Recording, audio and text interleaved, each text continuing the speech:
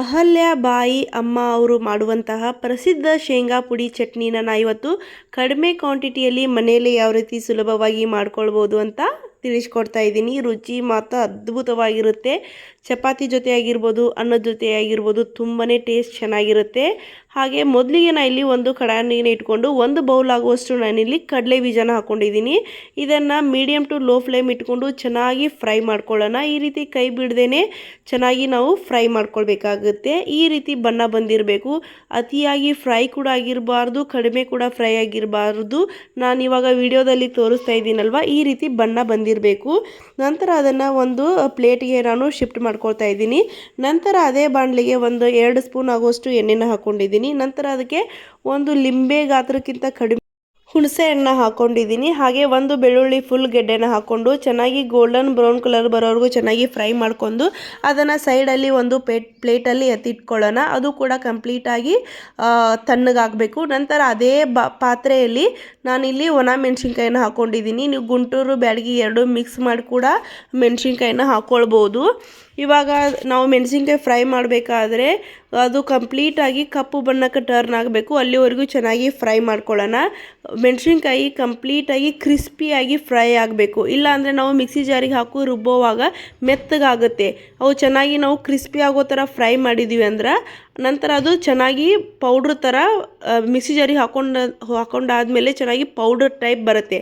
ಆ ಕಾರಣಕ್ಕಾಗಿ ನಾವು ಒಣ ಮೆಣಸಿನ್ಕಾಯಿ ಬೇಯಿಸಬೇಕಾದ್ರೆ ಮೀಡಿಯಮ್ ಫ್ಲೇಮ್ ಇಟ್ಕೊಂಡು ಚೆನ್ನಾಗಿ ಕ್ರಿಸ್ಪಿ ಆಗೋವರೆಗೂ ಚೆನ್ನಾಗಿ ಫ್ರೈ ಮಾಡ್ಕೊಳ್ಳೋಣ. ನಂತರ ಇವಾಗ ಎಲ್ಲ ಫ್ರೈ ಮಾಡಿ ಸೈಡಲ್ಲಿ ಎತ್ತಿಟ್ಕೊಂಡಿದ್ದೀನಿ. ಕಂಪ್ಲೀಟಾಗಿ ಇವಾಗ ಆರಿದೆ ಎಲ್ಲ ಮೆಣಸಿನ್ಕಾಯಿ, ಶೇಂಗಾ ಎಲ್ಲ ಕಂಪ್ಲೀಟಾಗಿ ಆರಿದೆ.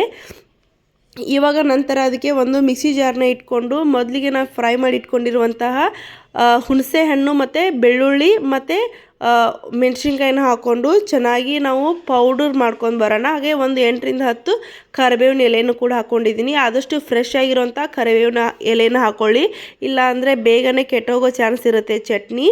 ಸೊ ಇವಾಗ ಚೆನ್ನಾಗಿ ಪೌಡರ್ ಟೈಪ್ ಮಾಡ್ಕೊಂಡು ಬರೋಣ. ಅತಿಯಾಗಿ ಪೌಡರ್ ಕೂಡ ಮಾಡ್ಕೊಳ್ಳೋದು ಬೇಡ, ಜಸ್ಟ್ ತರಿಯಾಗಿ ನಾವು ಪೌಡರ್ ಮಾಡ್ಕೊಂಬಂದರೆ ಸಾಕು. ಅದನ್ನು ಸೈಡಲ್ಲಿ ಒಂದು ಪ್ಲೇಟಲ್ಲಿ ಹಾಕಿ ಸೈಡಲ್ಲಿ ಎತ್ತಿಟ್ಕೊಳ್ಳೋಣ. ನೋಡ್ತಾ ಇರ್ಬೋದು ಯಾವ ರೀತಿ ಪೌಡರ್ ಆಗಿದೆ ಅಂತ. ಈ ರೀತಿ ಪೌಡರ್ ಆಗಿದ್ದರೆ ಸಾಕು. ನಂತರ ಅದೇ ಮಿಕ್ಸಿ ಜಾರಿಗೆ ನಾನು ಮೊದಲಿಗೆ ನಾವು ಶೇಂಗಾ ಬೀಜನ ಫ್ರೈ ಮಾಡಿ ಇಟ್ಕೊಂಡಿದ್ದೀವಲ್ವಾ, ಆ ಶೇಂಗಾ ಬೀಜನ ನಾವು ಮಿಕ್ಸಿ ಜಾರಿಗೆ ಹಾಕ್ಕೊಂಡು ಪೌಡ್ರ್ ಮಾಡ್ಕೊಂಡು ಬರೋಣ. ಇದರಲ್ಲಿ ನಾವು ಏನು ಎಕ್ಸ್ಟ್ರಾ ಮಿಕ್ಸನ್ನು ಮಾಡ್ತಾ ಇಲ್ಲ, ಜಸ್ಟ್ ಶೇಂಗಾ ಬೀಜನ ಹಾಕ್ಕೊಂಡು ಮಿಕ್ಸ್ ಮಾಡ್ಕೊಂಡು ಬರ್ತಾ ಇದ್ದೀವಿ. ಈ ರೀತಿ ನಾವು ಅತಿಯಾಗಿ ಪೌಡರ್ ಕೂಡ ಮಾಡ್ಕೊಳ್ಬೋದು ಬೇಡ.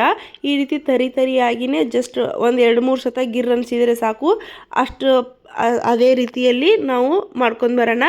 ನಂತರ ಇವಾಗ ಶೇಂಗಾ ಪುಡಿನ ಒಂದು ಪ್ಲೇಟಲ್ಲಿ ಹಾಕ್ಕೊಂಡು ನಾವು ಮೆಣಸಿನ್ಕಾಯಿನ ಪೌಡ್ರ್ ಹಾಕ್ಕೊಂಡಿದ್ದೀವಲ್ಲ ಅದನ್ನು ಎರಡೂ ಕೂಡ ಸಮ ಪ್ರಮಾಣದಲ್ಲಿ ಮಿಕ್ಸ್ ಮಾಡ್ಕೊಳ್ಬೇಕಾಗುತ್ತೆ. ಎರಡೂ ಕೂಡ ಹೊಂದ್ಕೊಳ್ಬೇಕು. ಅಲ್ಲಿವರೆಗೂ ಚೆನ್ನಾಗಿ ಮಿಕ್ಸ್ ಮಾಡ್ಕೊಳ್ಳೋಣ. ಈ ರೀತಿ ಕೈಯಲ್ಲಿ ಒತ್ತಿ ಚೆನ್ನಾಗಿ ಮೆಣಸಿನ್ಕಾಯಿ ಮತ್ತು ಶೇಂಗಾ ಪುಡಿ ಚೆನ್ನಾಗಿ ಮಿಕ್ಸ್ ಆಗಬೇಕು. ಅಲ್ಲಿವರೆಗೂ ಚೆನ್ನಾಗಿ ಮಿಕ್ಸ್ ಮಾಡ್ಕೊಳ್ಳೋಣ. ನೀವು ಹೇಳ್ಬೋದು ಎರಡೂ ಒಂದೇ ಮಿಕ್ಸಿ ಜಾರಿಗೆ ಹಾಕೊಂಡು ರುಬ್ಕೊಳ್ಬೋದಲ್ವಾ ಅಂತ. ಆ ರೀತಿ ಮಾಡಿದರೆ ಟೇಸ್ಟ್ ಕೂಡ ಕಂಪ್ಲೀಟಾಗಿ ಚೇಂಜ್ ಆಗಿ ಬರುತ್ತೆ.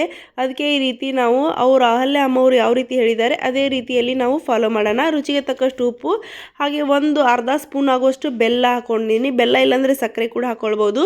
1 ಸ್ಪೂನ್ ಆಗುವಷ್ಟು ನಾನು ಚಿಲ್ಲಿ ಪೌಡರ್ನ ಹಾಕ್ಕೊಂಡಿದ್ದೀನಿ, ರೆಡ್ ಚಿಲ್ಲಿ ಪೌಡರ್. ಅದನ್ನು ಕೂಡ ಚೆನ್ನಾಗಿ ಮಿಕ್ಸ್ ಮಾಡಿಕೊಂಡು ಇವಾಗ ಇದನ್ನು ಮಿಕ್ಸಿ ಜಾರಿಗೆ ಹಾಕ್ಕೊಂಡು ಇನ್ನೊಂದು ಸತಿ ಚೆನ್ನಾಗಿ ಮಿಕ್ಸ್ ಮಾಡ್ಕೊಂಡು ಬರೋಣ. ಇದನ್ನು ಉಷ್ಟನ್ನು ಮಿಕ್ಸಿ ಜಾರಿಗೆ ಹಾಕ್ಕೊಂಡು 1-2 ಸತಿ ಗಿರ್ ಅಂತ ಅನ್ನಿಸ್ಕೊಂಡು ಬಂದರೆ ಸಾಕು. ಮಿಕ್ಸಿ ಜಾರ್ನ ಕರೆಕ್ಟಾಗಿ ಆಗಿರುತ್ತೆ. ನೋಡ್ತಾ ಇರ್ಬೋದು ಇವಾಗ ಬಣ್ಣ ಯಾವ ರೀತಿ ಬಂದಿದೆ ಅಂತ. ನಾವು ಚಿಲ್ಲಿ ಪೌಡರ್ನ ಜಸ್ಟ್ ಅಷ್ಟೇ ಮಿಕ್ಸ್ ಮಾಡ್ಕೊಂಡ್ರೆ ಕಲರ್ ಚೆನ್ನಾಗಿ ಬರೋದಿಲ್ಲ, ಹಾಗೂ ಟೇಸ್ಟ್ ಕೂಡ ಚೆನ್ನಾಗಿರೋದಿಲ್ಲ.